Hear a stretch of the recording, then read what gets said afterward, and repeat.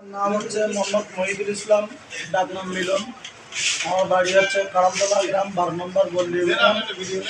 আমি 12 নম্বর বল্লি ইউনিয়নের টুঙ্কির বিল নামক জায়গায় বিসমিল্লাহ খান নামক একটি ঘের 240 বিঘা, যার একটি গণঘের এবং এর ভাগিদার সংখ্যা 113 জন, 113টা শেয়ার। এই শেয়ার মিলিয়ে আমরা এই ঘেরটা দীর্ঘ 20 বছর যাবৎ চলে আসতেছে। এখান থেকে গত বছর এই যে ঘেরের ম্যানেজার ছিল, সেই ম্যানেজার পরিবর্তন হয়ে সর্বসম্মতিক্রমে আমার উপর ম্যানেজারের দায়িত্ব অর্পণ করে। সে মোতাবেক ভালোই চলতে আছে। আমি সমগ্র জমির হারি একসঙ্গে নেব।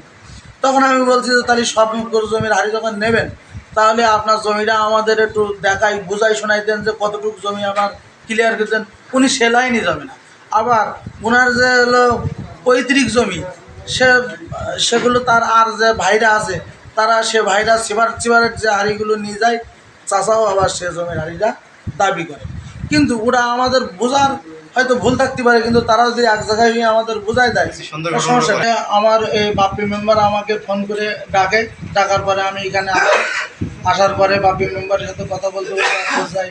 শিয়া হোসেন পল্টু তার বাবার এই হাড়ির টাকার বিষয়ে কথা বললে আমি তাকে বলছি যে আমরা কালকে মিটিং করবো, বসে এক জায়গায় করে দেবো। এমন অবস্থায় কথা বলতে সে এলো পাতাড়ি, তার বাবা মজনুয়ার মাস্টার, তার ভাই সাইফুর রহমান হিল্টু এবং এই আপনার এই শিয়া হোসেন পল্টু। মূলত শিয়া হোসেন পল্টু আমাকে প্রচণ্ড জোরে আঘাত করে, আমার এই মাথায় চটথাপ্পড় দেয়। আমার হ্যাঁ জি, উনি প্রশাসনিক চাকরি করে। এখন আমার হাতে উনি চাকরি করে হচ্ছে আপনার এই যে পুলিশ